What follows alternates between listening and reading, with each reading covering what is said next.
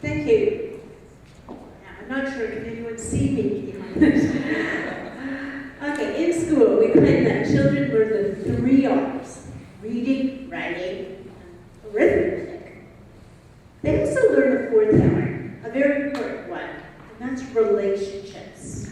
And that's an important one that they're going to need for their entire lives, and that's what I'm discussing today in relation to kids with learning disabilities and to some extent ADHD. So what I'll be looking at is, why is it important to consider the 4th R for these kids? What's the nature of their difficulties? And I'll conclude with a very short few snapshots of what parents and teachers can do. So in terms of why it's important, I'm not going through all the research on that, no time for that. I think I'll tell it from the point of view of a child and the amount that they suffer when their relationships aren't in order. So this is a boy who's in grade 7 who has ADHD and learning disabilities, and he was being bullied by his peers. And the interviewer asks, how does it feel when the kids bully you? And Alan says, lonely. Makes me feel embarrassed, sad, angry. What do you do? Just walk away. What do you do with all that anger and sadness? Alan says, I let it out when I get home. Or I just deny. I go upstairs to my room, close the door, and start screaming and shouting at the top of my lungs. Does that help? No. What we know about bullying is that when you're a victim of bullying, it increases anxiety and depression, and often it goes on into adulthood, becoming a victim at work, possibly of spousal abuse, and so on. If you're a bully, and kids with learning disabilities are not more likely to be a bully, but kids with ADHD are, then you may in fact be the bully within your relationships as well, including into adulthood. We know that. Kids with learning disability, the other aspects is that they may feel lonely and depressed, very much like the boy that the previous speaker talked about. So here's a boy who says, they don't use me for my games and stuff. So I just stay here and wait for someone to come over. Can I play your PlayStation? Fine, use it. All I want is someone to just play with at least. I don't care. Friendship. Friendship is very important, and we're not talking about just Facebook or gaming friends. And here's a mother describing her kids' friendships. Well, he just doesn't hang around anybody. He knows a few kids at school and around school, but he only talks to them like for 10-15 minutes after school, and he's straight home. He doesn't go anywhere or go to friends' houses or anything like that. So what do we know about the peer relations difficulties of kids with learning disabilities? First, we know that studies show that about 2/3 of them have problems in this area, and even more if they have ADHD. And often they're not accepted by their classmates. They're less likely to be popular. If you ask kids to say who you like most and who you like least, they're often not on the list at all, especially if they're in a special ed class. And many of them are rejected. Kids say they're among the kids they like least in the class, and that's especially true if they have ADHD.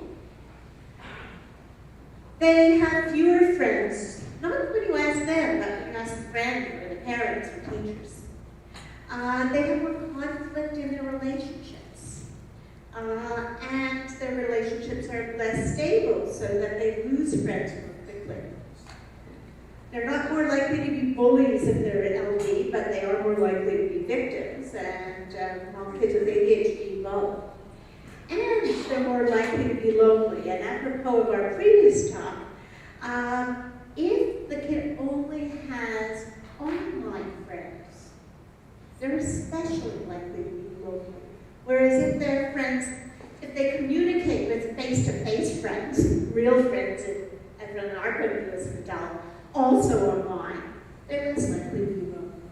So that's an important thing. There's nothing wrong with using, unless it's to access the media or the internet, but how much should you do? So I'm going to focus bit on what we can do. Because it sounds really hopeless what I said. But we do know that about a third of the kids don't have difficulty in these areas.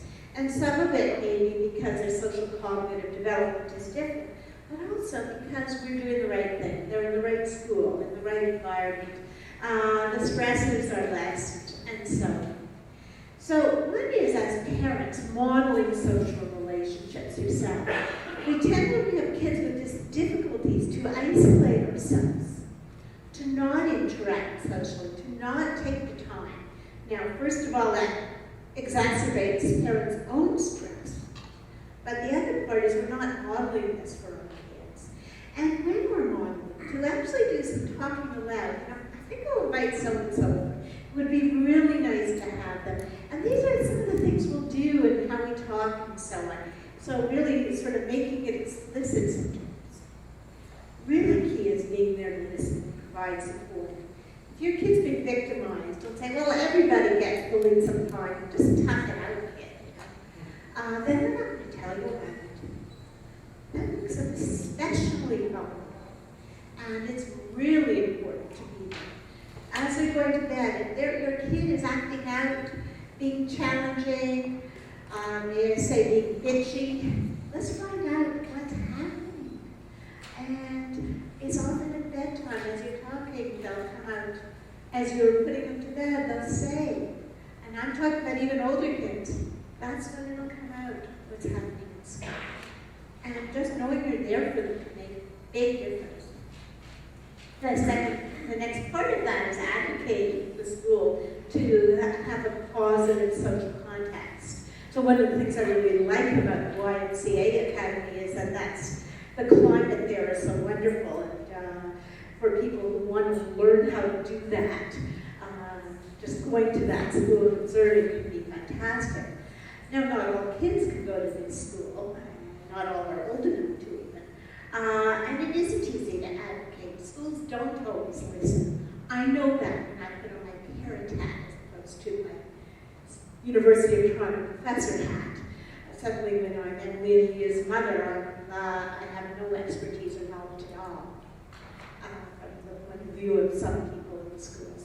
But it's important to persevere, to really look at all the possible resources in terms of where is there going to be a social context that fits your kid, their niche, as one of the earlier speakers said.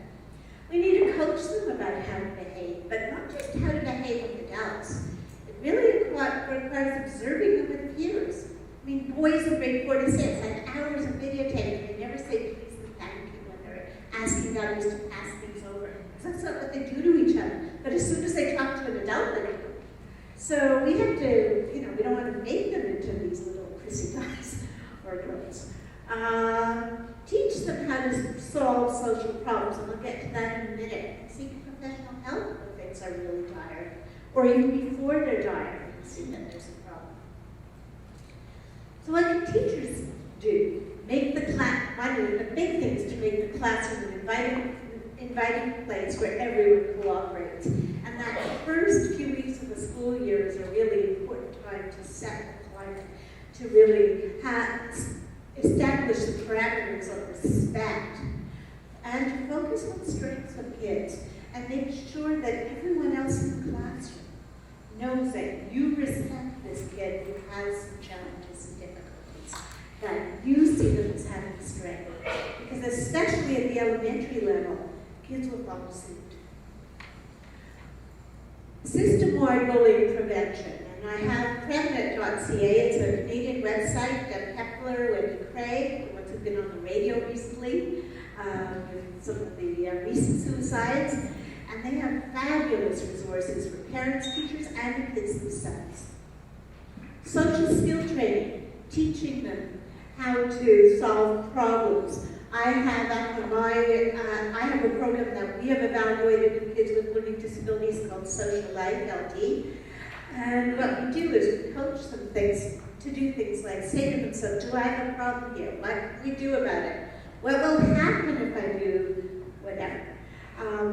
Why do you think this happened? What strategies could you use, and so on? obviously I can spend 3 hours in a training workshop talking about this, but it is up on my website. So what's my take-home message here? First, that healthy relationships are key to social and emotional adjustment. And that includes peer relationships, and we need to make that very important and central part of what we do. Second, that for many people with learning difficulties, with ADHD and so on, acquiring those healthy relationships is a major challenge. Third, fostering these relationships is a priority, and it's a priority for all of us first communities kids. So we need to view these children and youth as a challenge rather than a burden. And we can make a